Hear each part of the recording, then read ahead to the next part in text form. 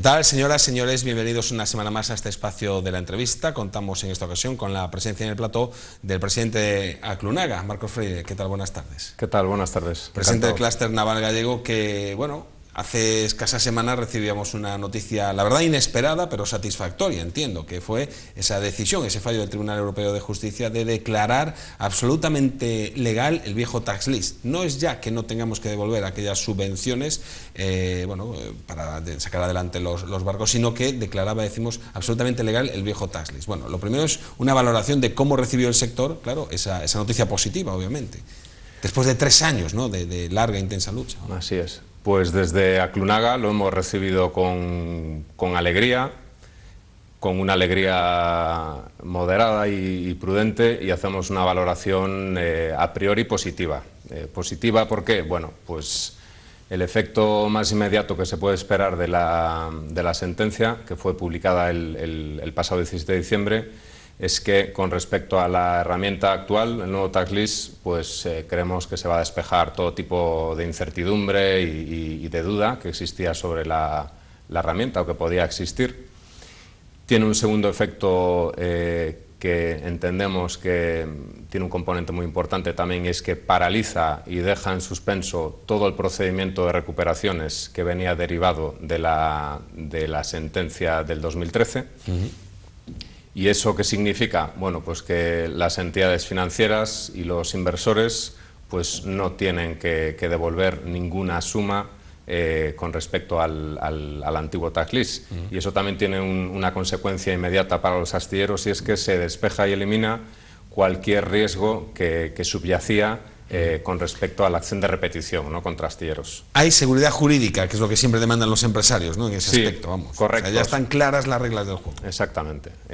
Con esta sentencia, la seguridad jurídica que ya teníamos sobre el nuevo tax list se refuerza y va a tener un efecto inmediato en el mercado, entendemos nosotros. Con respecto a las entidades financieras, el hecho de que ya no estén bajo la espada de Damocles del proceso de recuperación, pues claro, va a hacer que muchas entidades que no estaban entrando en el mercado, pues ahora lo vayan a hacer. De hecho, ya nos ha llegado alguna comunicación de bancos que no estaban muy activos y que empiezan a estarlo y a interesarse y a ofertar ya el producto. Y sobre todo había muchos astilleros que también convivían con la espada de Damocles de que en el peor de los escenarios, en virtud de algunos contratos que se habían suscrito, pues existía la posibilidad de la acción de repetición, ¿no?, de la entidad frente al astillero, ¿no?, por esas cantidades reclamadas. Falta todavía que competencia a nivel europeo se decida si recurre o no este fallo del Tribunal Europeo de Justicia. Efectivamente, eso también es un punto que la propia sentencia, pues efectivamente dice que cabe el recurso de casación en el plazo de 2 meses, si bien no puede entrar en el fondo, por lo que nos están contando los abogados que asisten a Aclunaga y a Pimar, que es una parte importante en este procedimiento. Pues parece que jurídicamente existe efectivamente el recurso de casación, si bien las posibilidades de éxito bajo el recurso de casación van a ser prácticamente inexistentes. Pero el hecho de que se presente, si se llega a presentar, claro, vuelve un poco a poner la sombra de la duda, ¿no? Entiendo. No sé cuáles son las noticias que llegan de Bruselas, si competencia lo va o no a recurrir este fallo. Nosotros creemos que por una cuestión de, digamos, protocolaria, a lo mejor no es la palabra adecuada, o más bien por una cuestión de oficio, van a recurrir. ¿Qué pasa? Que con ese recurso el miedo de que se vuelva a poner, digamos, el foco en el naval desaparece, en mi entender, pues porque la sentencia es lo suficientemente contundente y tiene carácter ya ejecutivo, es decir, suspende, paraliza y anula una decisión, ¿no?, en este caso la del 2013. Y bueno, el recurso de casación dentro del procedimiento es una garantía a la que no se puede renunciar, ¿no?, por la contraparte, con lo cual, pues en el supuesto que se apele, creemos que las consecuencias van a ser inocuas. En todo caso, uno, claro, se pregunta, bueno, y después de 3 años en el que casi acaban con el sector naval, ¿qué? ¿No? La cuestión es, nadie asume responsabilidades políticas, hay derecho a que los astilleros, Aclunaga, Pimar, reclame daños y perjuicios. ¿Cuál es el escenario respecto de eso? Pues el escenario, efectivamente, es que o estamos ya en enero del 2016, esto es una batalla que se inició en junio del 2011. Gracias a los amigos holandeses. Gracias a nuestros queridos vecinos holandeses, efectivamente. Se inicia un procedimiento en el año 2011, cuyos daños, pues la reparación de esos daños es difícil de determinar, es decir, todo lo que hemos perdido, todas las oportunidades, todas las empresas que han tenido que cerrar, toda la destrucción de empleo que se ha hecho, toda esta nube que se ha puesto al sector naval y a los empresarios, en este caso gallegos, ¿no?, que defienden sus astilleros, y cómo ha repercutido nuestra imagen, ¿no?, negativamente en el mercado. Ahora dices, bueno, finalmente parece que se ha ganado la batalla, pero todo lo que ha pasado durante estos 5 años efectivamente da el derecho a lo que coloquialmente se dice el pataleo, al menos, ¿no?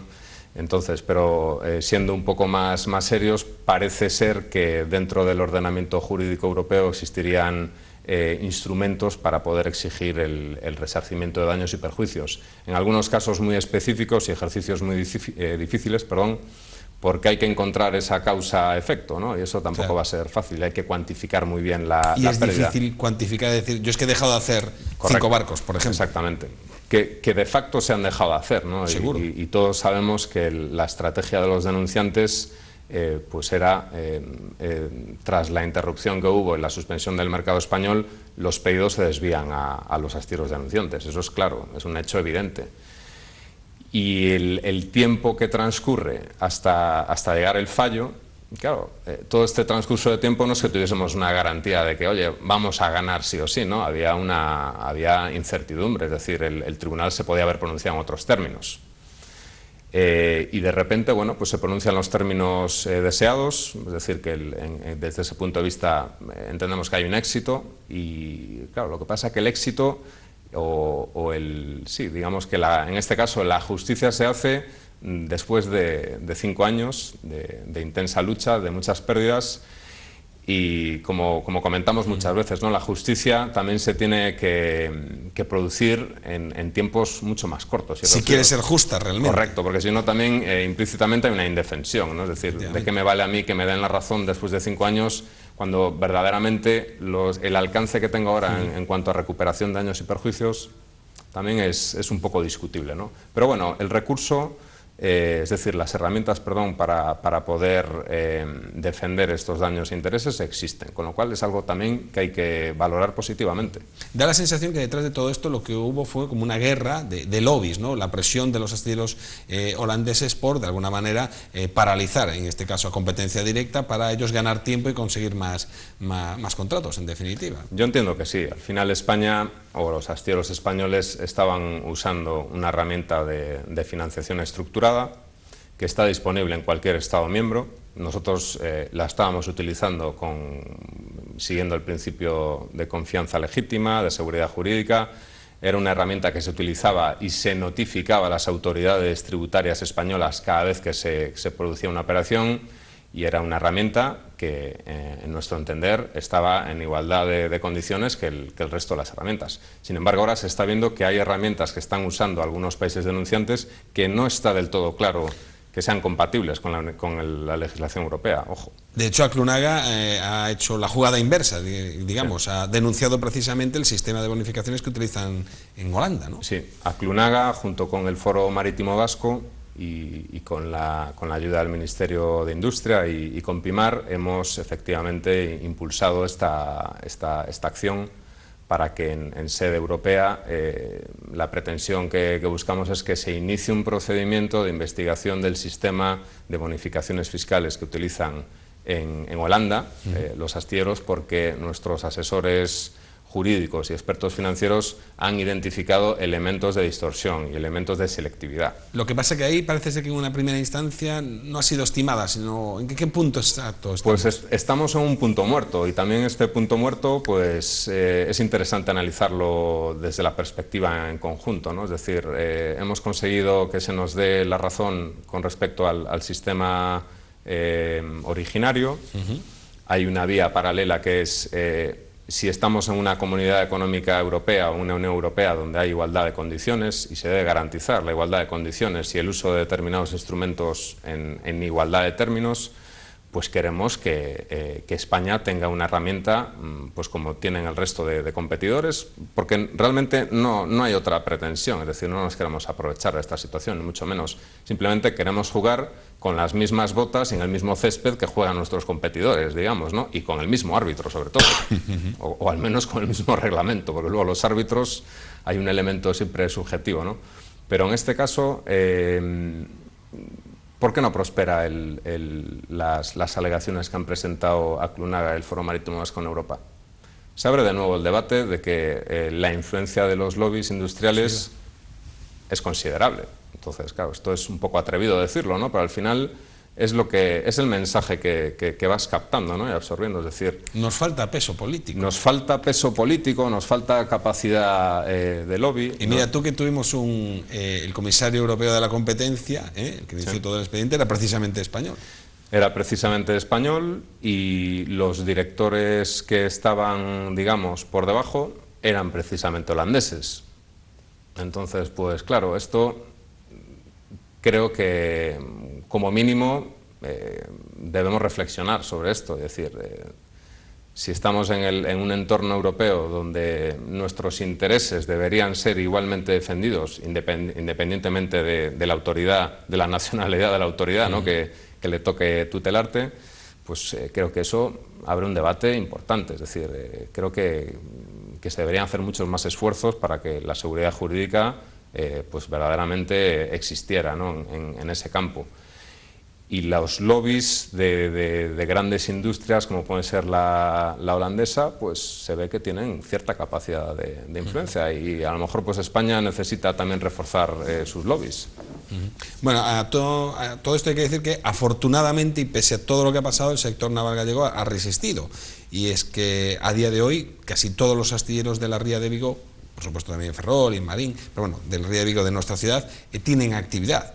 Freire, tiene Hermón, tiene Cardama, tiene Barreras, Vulcano está ahí a la espera de colocar ese ferry, y todos ellos, curiosamente, tienen actividad de barcos que no utilizan el nuevo tax list. Sí. O sea, ni un solo barco desde que entró en funcionamiento el nuevo tax list en Galicia se está construyendo con el nuevo tax list, que no deja de ser curioso, que antes parece que eran todos, estaban vinculados al viejo tax list y ahora ninguno.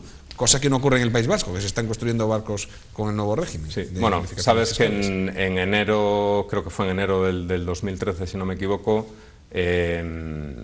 nos estrenamos, digámoslo así de manera coloquial, con el nuevo tax list, es decir, conseguimos que el nuevo tax list sea una realidad y que cuente además con el respaldo y con la seguridad jurídica de la Unión Europea. Es un instrumento que ha sido autorizado y aprobado expresamente por la Unión Europea. En el procedimiento, en el proceso de elaboración del nuevo sistema se ha contado con el visto bueno y a partir de esa fecha pues efectivamente se empieza a despegar con el nuevo instrumento, que lo empiezan a utilizar astilleros vascos y asturianos, y no hay que olvidarse que en ese espacio de tiempo inicial recibimos un ataque también de los astilleros holandeses, es decir, los astilleros holandeses volvieron a denunciar, o sea, fíjate el atrevimiento, ¿no? Es decir, una herramienta que había sido parida con el visto bueno de la Unión Europea, y además con todo el rigor, imagínate, ¿no? Todo el rigor que se requiere ahí, y que exista un grupo de intereses o que de repente pues la impugne, pues yo creo que también se ve la intencionalidad, ¿no? Es decir, esto es un ataque directo comercial a España. Entonces, el nuevo tax list se pone en marcha, nuevamente vuelve a ser denunciado, a pesar de contar con toda la seguridad jurídica posible. ¿Y eso qué pasa? ¿Qué hace? Perdón. Bueno, en el momento que existe una denuncia sobre el nuevo tax list, se vuelve a abrir la ventana de la duda, de la incertidumbre y de alguna manera vuelve la borrasca, ¿no? al sector. Sí, sí. Y en Galicia, en particular, ¿qué pasó? Bueno, en Galicia venimos de una época de esplendor y bonanza que yo creo que es histórica. En el 2007, 2008, 2009 se registra la tasa de contratación más alta de la historia, creo yo. Igual antes puede haberla, pero yo creo que es significativa. Era la edad de oro del naval. Sí, la edad de oro, el booming, ¿no? Que se dice de shipbuilding, ¿no? en Galicia. Nuestros astilleros están repletos de trabajo y desafortunadamente con el inicio del procedimiento pues hay muchos astilleros que entran en procedimientos de insolvencia, concurso a acreedores. Barreras, sin embargo. Por ejemplo, sí, Barreras o Vulcano. Luego hay otros astilleros que, sin entrar en esos procedimientos de insolvencia, entran también en procedimientos de expediente de regulación de empleo, porque el entorno es duro. No olvidemos que España estaba atravesando una etapa muy delicada desde el punto de vista financiero. Nuestro sistema financiero estaba siendo cuestionado por todo el mundo. Correcto. Los niveles de la prima de riesgo eran, vamos, te los cuentan ahora y... No se lo creo, no por encima de 400, efectivamente. 450. Entonces, era un entorno difícil, es decir, cuando un astillero conseguía atraer un cliente, el cliente, sus asesores jurídicos y financieros, cuando analizaban el riesgo país, veían, joder, es que España está en una situación muy delicada, ¿me voy a fiar yo de un aval de reembolso o una garantía de terminación emitida por un banco español que está siendo cuestionado? Pues todo eso son elementos que a veces pues, nos olvidamos de forma muy rápida, pero que son elementos muy negativos que hacen que tus posibilidades de éxito en una contratación se vean disminuidas por estos factores. Y luego estaba pues, el nubarrón del tax lease. Es importante también en ese contexto, así como astilleros vascos y asturianos efectivamente estaban despegando, en Galicia se producen estos episodios y luego también se producen otros episodios que veremos sus resultados, que yo creo que ya se están viendo que son positivos, y es la entrada de capital extranjera en astilleros gallegos, como es el caso de Barreras y como es el caso también de Sonangol, ¿no? en el grupo Rodman Metal Ships, que ya, oye, hay frutos ya de eso. Está el flotel de Pemex y en Rodman se están haciendo muchos barcos ahora también. Tenemos también el precio del petróleo casi por los suelos, más o menos unos 33 el barril de Brent, cuando históricamente hace no mucho estaba a unos 100. Eso también cambia un poco el mercado, entiendo. Sí. Ya no se va tanto a lo mejor a offshore, se va a otro nicho de mercado, a otro tipo de productos. ¿Hacia dónde debería, en tu opinión, Marcos, caminar el sector naval? ¿Dónde y en qué países, en qué zonas, qué productos hay que intentar enfocarse pues, para salir ahora efectivamente de esta situación en la que estamos? Bueno, pues efectivamente la caída del precio del petróleo en el sector offshore lo desploma. Porque claro, ahora mismo fletamentos de barcos que den apoyo a las plataformas petrolíferas, donde las plataformas petrolíferas a estos niveles de precios del crudo pues no son del todo rentables o no son del todo atractivas, pues ese mercado digamos que se empieza a colapsar. Y había muchas expectativas puestas en ese mercado, precisamente. Y conseguimos tener la bendición papal, ¿no? de Europa con respecto al tax lease, y ahora nos encontramos con este tropezón de mercado, que por otro lado es cíclico, es decir, el sector naval está expuesto a este tipo de elementos y factores externos, ¿no? Como puede estar expuesto otro segmento, otro sector industrial, ¿no? Pero el naval parece que resuena más, ¿no? estos baches. Sin embargo, la caída del precio del petróleo también abre la ventana de la oportunidad, por ejemplo, en el mercado de los cruceros, ¿no? O de los buques de transporte de pasajeros, o en los buques de pesca, donde el precio del combustible determina mucho la rentabilidad de un proyecto, ¿no? Porque en la cuenta de explotación de un barco el coste del combustible pues, oye, es significativo, ¿eh? Entonces, se están viendo, por lo que se está leyendo últimamente en la prensa especializada y en la no especializada, pues que hay astilleros que están poniendo sus esfuerzos, sus departamentos comerciales, sus esfuerzos los están colocando en este tipo de mercado, ¿no? Transporte de pasajeros, cruceros, que también ha desarrollado ciertos cambios y modificaciones. Ahora, pues como se comenta, pues el abanico de posibilidades que hay en el mundo de los cruceros cada vez es mayor. Hay aguas que antes no se exploraban, ¿no? Y ahora se empiezan a explorar y empieza a haber comercio detrás de ellas para turistas, y eso creo que abre. No estamos hablando, para que nos entiendan los telespectadores, de los grandes cruceros que nos visitan aquí al puerto de Vigo, ¿no? Estamos hablando de otro tipo de cruceros, cruceros de río o de rías, por ejemplo. De rías, de ríos o de aguas exóticas, digamos, ¿no? O inexploradas hasta entonces. Por supuesto que no estamos hablando de esos grandes cruceros que se hacen en astilleros del norte de Europa, ¿no? Estamos hablando de cruceros o de buque de transporte de pasajeros, que pueden ser ferries también, como se han hecho en esta ciudad. ¿En eso está trabajando Astilleros Freire ahora mismo, por ejemplo? Astilleros Freire, pues sí, estamos trabajando, la verdad, en todos los mercados, porque Creo que bueno, el departamento comercial de Astilleros Freire es muy activo y cuenta con efectivos que en cuanto identifican una oportunidad, pues nos movemos e intentamos captarla, ¿no? Ser atractivos. Pero sí, se están moviendo como otros muchos astilleros en ese espacio y también en los buques de pesca. Y no tampoco dejamos de lado el offshore, porque en cualquier momento esto también sabes que es muy... De repente el entorno cambia y a lo mejor dentro de X meses pues surgen oportunidades en el mundo offshore, nunca se sabe. Dentro de X meses, en mayo si no me equivoco, se va a celebrar una nueva edición de Navalia. No sé cuán importante es contar con una feria como estas en nuestra ciudad precisamente para abrirse al mundo, digamos, o que el mundo venga a Vigo realmente. Sí.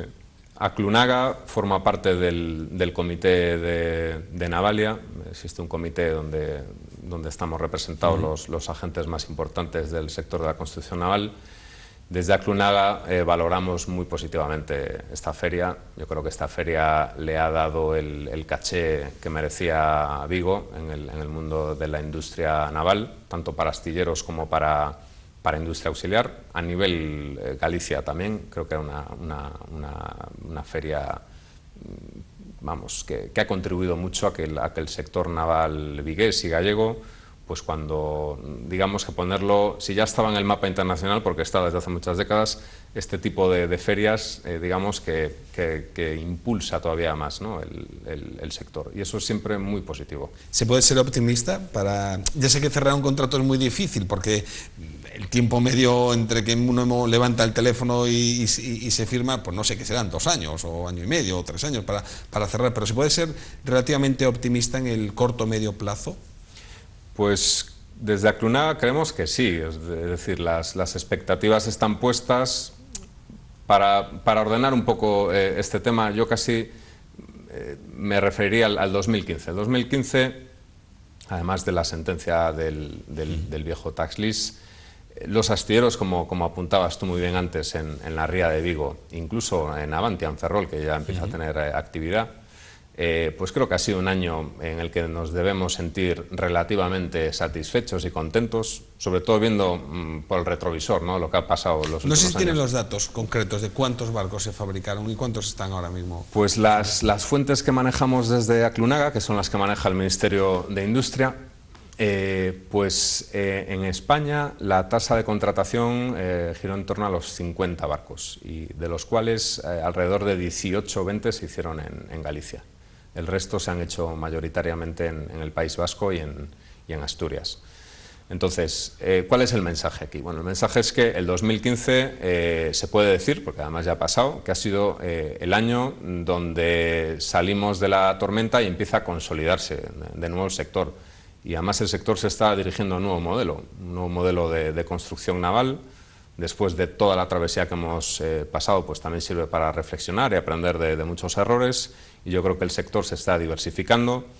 El sector, tanto astilleros como industria auxiliar, se está internacionalizando cada vez más. Tenemos industria auxiliar en Galicia, que son asociados de Aclunaga, que tienen muchísima actividad en México, en Perú. De otros sectores, ¿no? Como eólica marina, sí, ¿no? Incluso en el marítimo, en Canadá, en Australia, en Europa. Muchos viajes comerciales que hacen los astilleros, pues muchas veces nos encontramos con la industria auxiliar, pues que tiene mano de obra muy cualificada y que pues los llaman para hacer trabajos de reparación en plataformas petrolíferas. Industria de maquinaria de cubierta, pues creo que tenemos empresas muy buenas en Galicia que exportan a grandes astilleros en el mundo, en América, en Asia. Es decir, toda la cadena de valor que comprende el sector naval, pues en el 2015 se ha visto que a pesar de los momentos difíciles, pues nos hemos recuperado, estamos yendo hacia adelante. Y en el 2016 esperemos que continuemos en este camino. No sé si haces un vaticinio por tus conocimientos de lo que se está manejando Astilleros Freire y el resto de los astilleros de la ría. En los próximos meses podemos asistir al anuncio de nuevos contratos. Que nos puede decir, mira, te puedo decir que hay 5, 6, 7 barcos que están a flor de caramelo. Por lo que vemos en los medios de comunicación y lo que se sabe, es que se puede contar. Creo que en el primer cuatrimestre yo espero que los astilleros de Vigo y astilleros de Galicia pues anuncien estos contratos que acabas de referirte, que están a punto de caramelo, pero que claro, pues oye, pues sea por la caída del precio del petróleo o por la situación geopolítica, las tensiones geopolíticas también tienen incidencia en las contrataciones, ¿no? Si algunas tierras tenía... Irán, ¿no? Igual también puede ser un... Sí, yo creo que en esa zona hay oportunidades también. Lo que pasa es que ahora es un momento complicado. Es decir, es un momento que, bueno, pues que se ha visto hace poco en prensa con Arabia Saudí, que tenía... Navantia pues también tiene un paquete y un lote de contratación importante y que de algún modo pues parece que está incidiendo, ¿no? Esta crisis geopolítica o estas tensiones más bien pues están incidiendo en el ámbito marítimo también. Curiosamente estamos en todos lados, ¿no? Ahí donde haya un problema o un riesgo siempre nos salpica, ¿no? Qué difícil es el sector naval. Pues la verdad es que es bastante complicado, sí. Y qué apasionante también, por otro lado. Es apasionante, sí. Yo, desde mi óptica personal, pertenezco a una organización que es Freire, pues, y que es un astillero pues, que tiene más de 120 años de historia, y efectivamente pues ves todo lo que hemos hecho hasta ahora. Y ¿Cuántos barcos, Freire, lo tienes en la cabeza, ¿no? Pues la verdad no, esa cuenta no la llevo, pero ahí me pillaste, sí, la cuenta no la llevo, pero bastantes, y esperemos que muchos más, ¿no? Esperemos que por lo menos otros 120 años, ¿no? Bueno, pues sí, yo no los veré, pero bueno. Yo tampoco.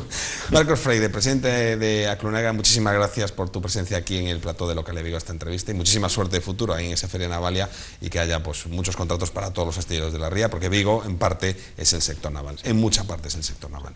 Muchísimas gracias, como siempre, a ustedes también por estar al otro lado del televisor. Como siempre, les esperamos la próxima semana. Hasta entonces, sean felices.